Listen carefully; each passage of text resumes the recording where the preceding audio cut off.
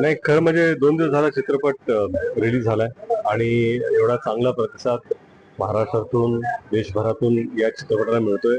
मी जनरेटचं खरंच अत्यंत आभारी आहे आणि त्याचेच आभार मानण्यासाठी आज मी या मंदिरात आलो आणि गणपतीचं गणरायाचे आशीर्वाद घेणं म्हणजे माझ्यासाठी सौभाग्यच आहे. पुण्याला मी आल्यानंतर इथे यायचा मी नक्कीच प्रयत्न करतो. मी एवढी पावन मंदिर आहे दगडूशेठ आणि इथल्या गणरायाचा आशीर्वाद मिळाला की आयुष्यात सगळंच चांगलं आणि सुखमय होतं याचा अनुभव मला आहे. आणि माझे वडील इथे यायचे दरवर्षी, तर तीच प्रथा आता कायम देशमुख परिवाराकडून पुढे राहावी असं प्रयत्न माझ्याकडून चालत राहील. जी, आपण जर बघितलं तर जे भावना करता आलं ते कोणालाच करता आलं नाही असं नाही, खरं म्हणजे मला असं वाटतं की महाराजावरती जितके चित्रपट बनले जातील तेवढे कमीच आहेत आणि कुठल्याही चित्रपटात त्यांची जी कीर्ती आहे, त्यांची जी गाथा आहे, त्यांचं जे शौर्य आहे ते कुठल्याच पडद्यात आपण त्याला कॅप्चर करू शकत नाही. त्यांचं काम एवढं मोठं आहे आणि आपण फार महाराजांपुढे फार छोटे आहोत. तर आमचा हा छोटा पण प्रामाणिक प्रयत्न आहे आणि तो लोकांना पसंत पडतोय ते चांगलं. मी खरंच माझी ही इच्छा आहे की लहान लहान मुलांनी जाऊन हा चित्रपट पाहावा, शाळेतल्या मुलांनी जाऊन पाहावा, आई वडिलांबरोबर पाहावा आणि आई वडिलांना मी सांगू इच्छितो की तुम्ही खरंच आपल्या मुलांना घेऊन जा. काय की चित्रपट तर आहेच, परंतु इतिहासात काय काय घडलं त्याची पण एक माहिती त्यांना मोठ्या पडद्यावर चांगल्यारीत्या मिळेल. चित्रपटानंतर स्वराज्याची पुन्हा एकदा चर्चा सुरू झाली. मुलांची मोठ्यापर्यंत स्वराज्याबाबत चर्चा होती. मात्र 2 दिवस झाले पुण्यातून लखमापूर येथे एका चित्रपटावर लैंगिक अत्याचार करून तिला मारण्यात आलं. 65 वर्षाच्या नाही, काय आहे की अशा गोष्टी जेव्हा घडतात तेव्हा महाराजांची शिक्षा जी आहे चौरंग करण्याची त्याची आठवण येते आणि मला वाटतं की आपल्या राज्यांमध्ये किंवा देशामध्ये किंवा जगभरात अशा गोष्टी घडतात ते खरंच एवढा राग येतो अशा गोष्टींचा की आपल्या हातात आपण काहीच करू शकत नाही.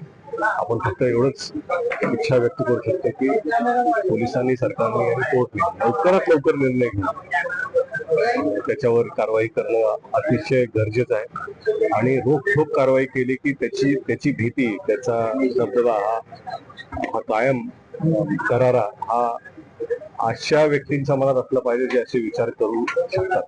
अशाकडे आपल्याला कायद्याची चर्चा होती. कायद्याच्या लोकांना भाग करायला नाही का, कारण त्याच्यावर 2 वेळेस असे गुन्हे दाखल होते. असं असताना पुस्तकावर बाहेरून पुन्हा असाच गुन्हा करतो एका कुठे अतिशय निर्भूलपणे खून होईल. त्यामुळे संतापाची लाट उचलली आहे. तर कायदे कुठेतरी बदलायला पाहिजे का अशी एक भावना आता निर्माण झाली.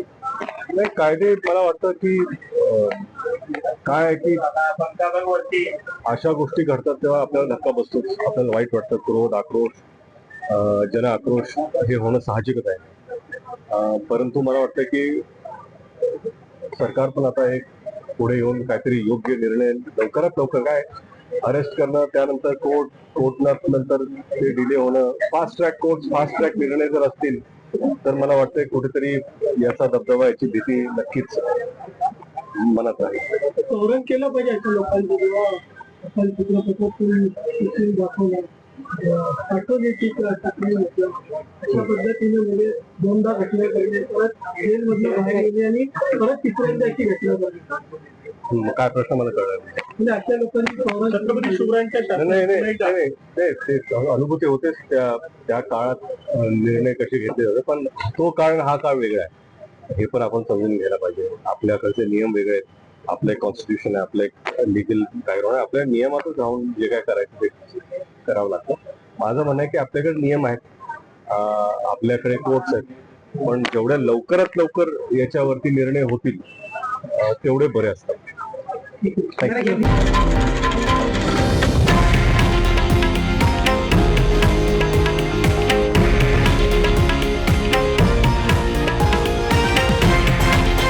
हे आहे देशातील नंबर 1 न्यूज नेटवर्क आणि आपण पाहत आहात TV9 मराठी, एकमेव.